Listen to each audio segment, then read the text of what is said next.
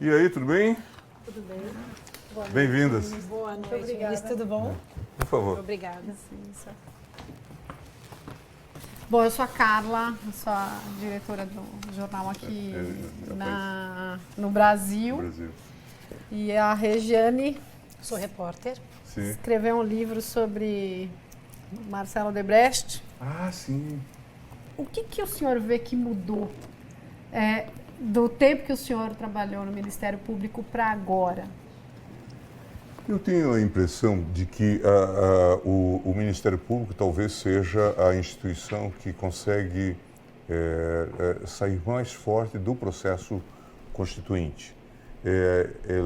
Ela era uma instituição, digamos que já tinha um papel importante, tanto é que nós já tínhamos muitos promotores que vinham para o Congresso por eleição e tiveram representatividade no processo constituinte. Em determinados momentos, e se a gente fizer a viagem retrospectiva, a gente vai encontrar que essas entidades, e aí não é só o Ministério Público, mas também Receita Federal,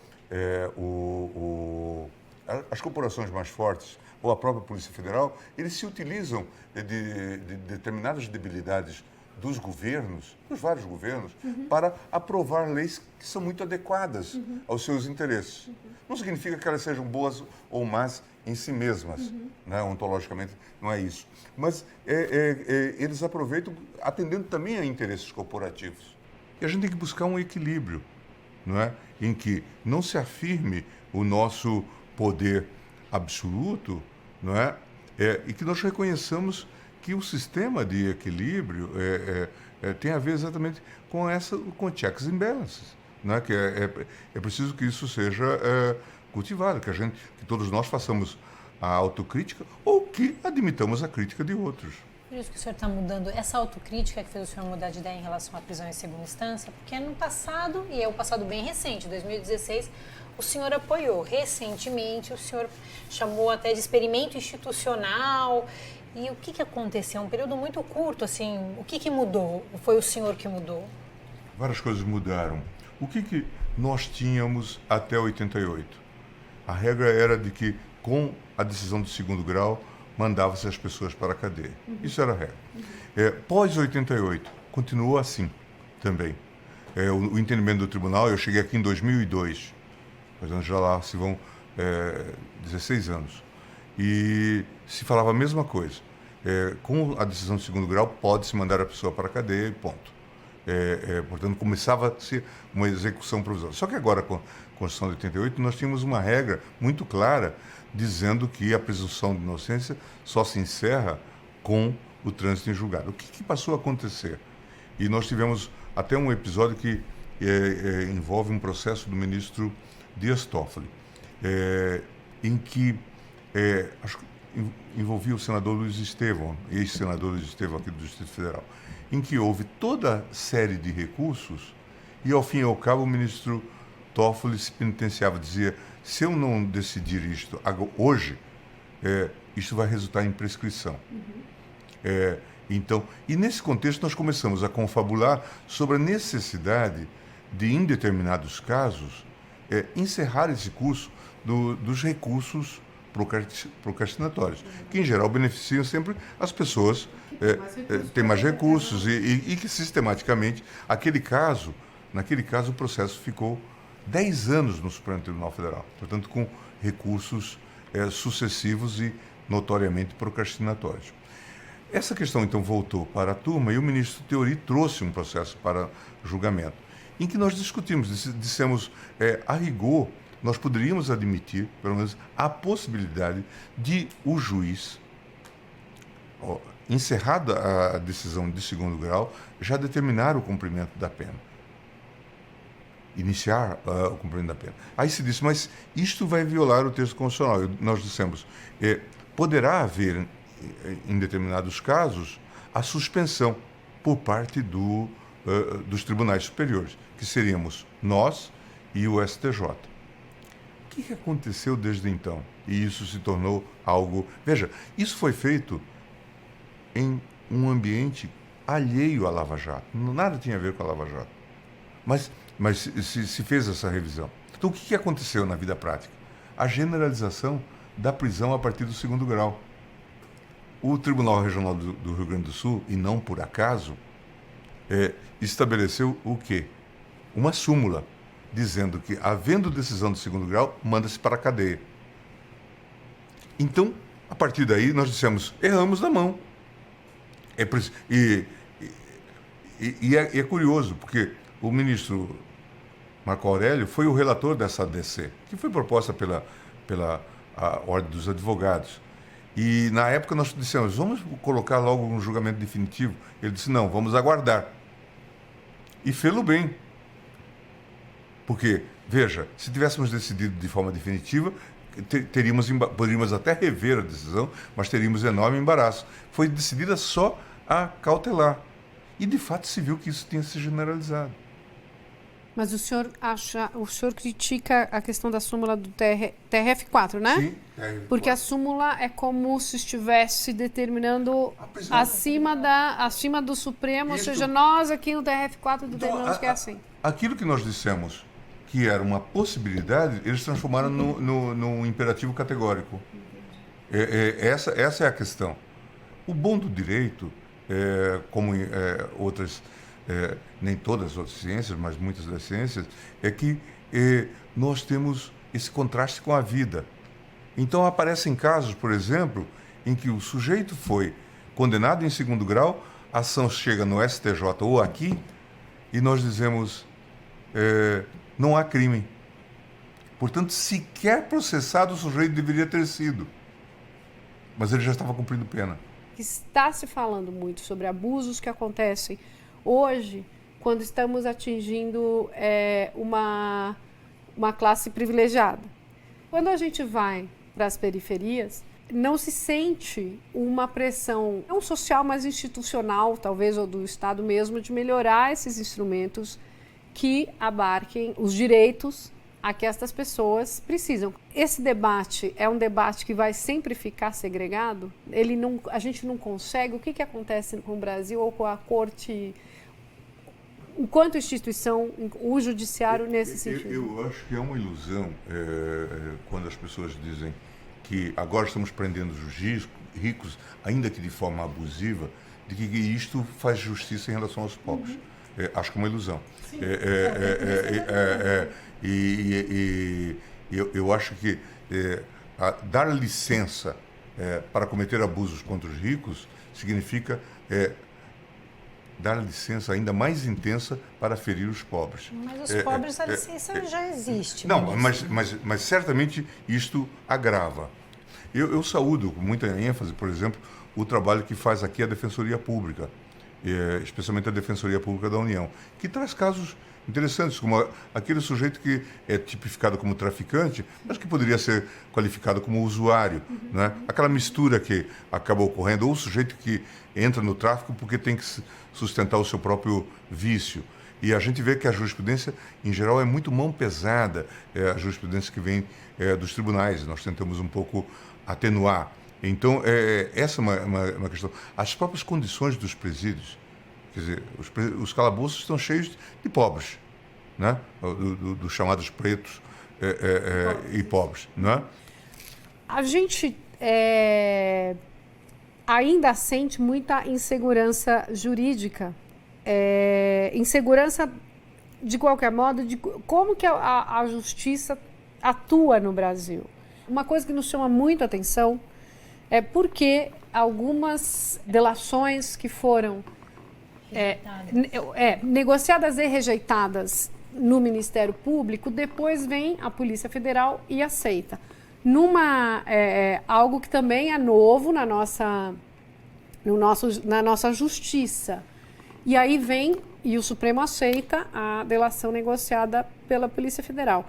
Isso não porque a gente fica confuso, nós, os leigos, a sociedade fica confusa em relação a isso. Ou seja, por que um instrumento aqui vale menos e aqui vale mais? Aqui é uma coisa curiosa. Eu não acompanhei a feitura desse projeto de lei que resultou na Lei da Colaboração Premiada. Mas o fato é que ela foi aprovada com a possibilidade de se fazer junto ao Ministério Público e também junto à polícia. Portanto, isso já foi objeto de deliberação. Muito provavelmente, as próprias organizações representativas dessas entidades atuaram lá. O Ministério Público, um pouco óbvio, né? E, claro, tudo teria que ser submetido ao juiz. Portanto, o juiz seria o órgão de controle para referendar e depois para aceitar que as ações tramitassem.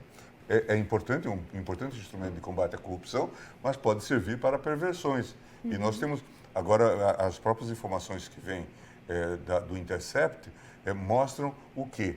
Que muitas dessas delações foram obtidas a fórceps, né? Portanto, com usos de métodos, de fato, impróprios, inadequados, ilícitos, ilegais.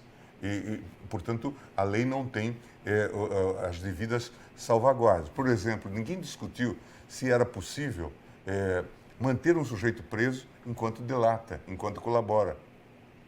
A possibilidade de indicações de pessoas ou conversas que aparecem, tipo, ele ainda não falou. Quem sabe a gente abre aquele inquérito contra a filha dele ou prende a filha dele. Quer dizer, a delação ela tem sido usada, em alguns casos a gente critica, em outros a gente acha que pode ser legal. Determinado tipo de crime em que você não tem indícios evidentes, você precisa de um tipo, vamos chamar assim, uma prova um tanto quanto heterodoxa. Agora, por ser heterodoxa, nós temos que ter muito cuidado e temos que matizar isso. Agora, o uso político disso também é um outro aspecto que nós não conhecíamos. Eu tenho falado muito com a imprensa, por exemplo, quando eles vêm falar do hackeamento e do episódio aí do Intercept. Eu digo, e os vazamentos? Que eram sistemáticos. A lei, por exemplo, da delação estabelece que, em princípio, só se revela o conteúdo da delação depois do recebimento da denúncia, portanto, depois de instaurado o processo criminal. Não obstante, a Procuradoria encontrou um clichê, colocava um direito de renúncia do delator e ele colocava, então, ele dizia que concordava com a divulgação antecipada e isso enchia o Jornal Nacional. Mas veja, essa renúncia não faz sentido, porque ele está renunciando só à exposição em relação a ele. Só que ele está expondo todas as outras pessoas que estão sendo delatadas. E por isso que a lei estabeleceu esta condicionante, que não era cumprida.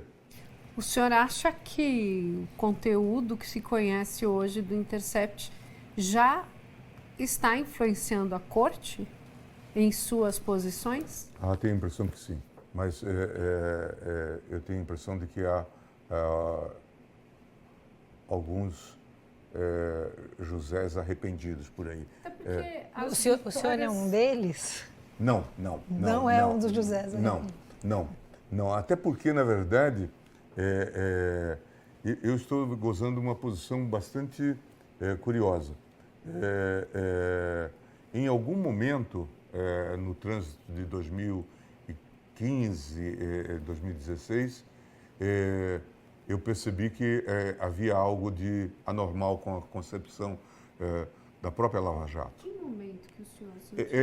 É difícil dizer, mas há vários momentos, vocês vão encontrar, e eu posso depois lhes passar uma cronologia, em que eu falei, por exemplo, sobre as prisões abusivas de Curitiba. Sim.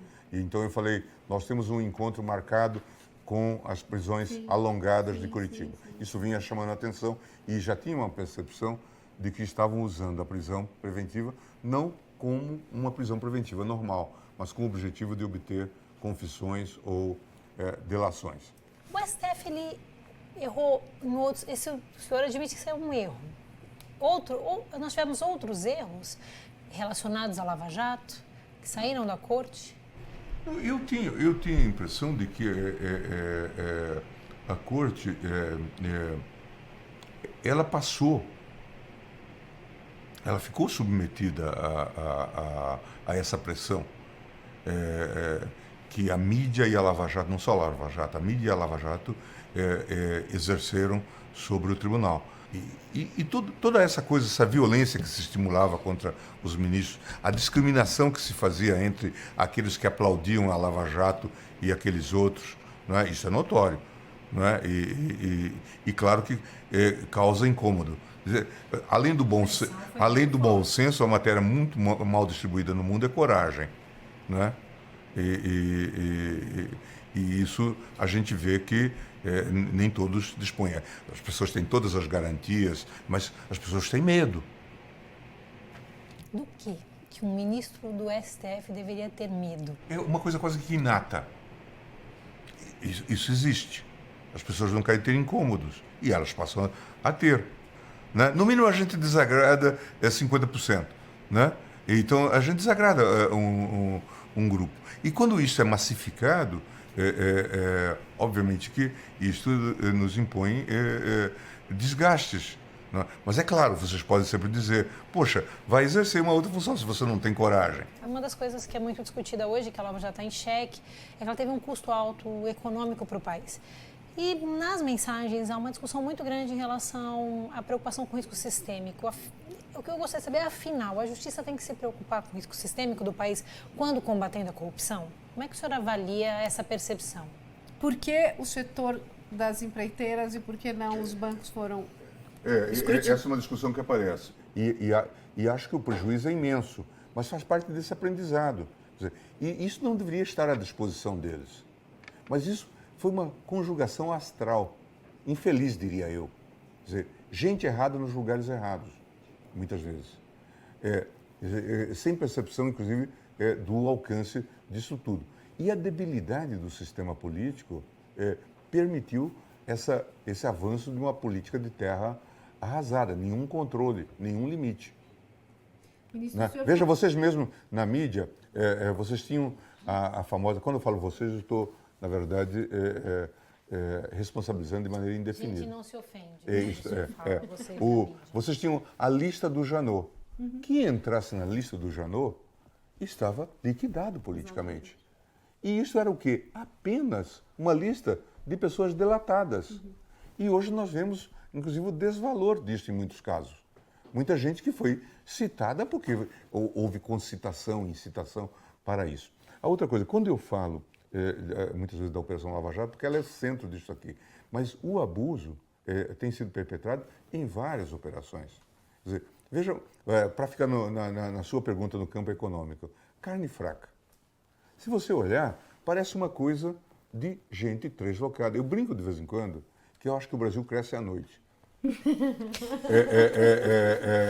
Porque durante o dia a gente se incumbe de derrubar, de contaminar o PIB e tudo mais. A coisa da carne fraca é impensável na Espanha, em Portugal, na Suíça, nos Estados Unidos, em qualquer lugar, em que o sujeito faz uma operação em relação a uma empresa que tinha alguns problemas e vende aquela ideia de que nós estamos vendendo carne fraca, a carne com papelão para o exterior. Se é uma coisa que nós temos abundante de boa qualidade, é a carne. Isso é 30% do PIB. Um juiz do interior, um procurador do interior do Paraná e tal, um delegado, arrebanha 1.200 auditores para fazer essa operação. E causou um tumulto enorme, um dos maiores tumultos econômicos num contexto de dificuldade econômica no Brasil. Quer dizer, dá para ver o quê? Que esta gente viu Deus, quer dizer, deslumbrou-se. Ou um outro caso, que é chocante, porque termina com a morte do reitor, a tal operação lá de Santa Catarina, em que imputam a ele um desvio de 80 milhões de reais. Depois se descobre que 80 milhões era o custo do programa como um todo, numa época em que ele não fora reitor. Ele era sucessor aqui. Preso, exposto, se suicida. Portanto, na verdade, nós temos um festival de abusos em nome do combate à corrupção e isso precisa ser olhado. Ministro, última. O Lula preso colaborou com a instabilidade deste momento e, enfim, afinal de contas, ele é o coração da Lava Jato e foi o troféu da Lava Jato de Curitiba. Então, já tomar carona aqui, e o pedido de suspeição do ministro juiz Sérgio Moro, que está aguardando o senhor, quando é que ele... Em novembro a gente volta. Novembro a gente volta nisso? E já vamos... E as mensagens do Intercept vão poder ser usadas? Eu tenho... É uma discussão que não vamos ter. Essa vai ser uma questão que a gente vai ter. Se a prova é supostamente ilícita, pode ser utilizada em favor de alguém que sofreu penalidades. Pode? Isso que nós vamos discutir. Bom, mas eu acho que a prisão do Lula só é viável num contexto de total destruição do sistema político. Isso a Lava Jato conseguiu. Quer dizer, nas ações combinadas dela lá com o Janot aqui.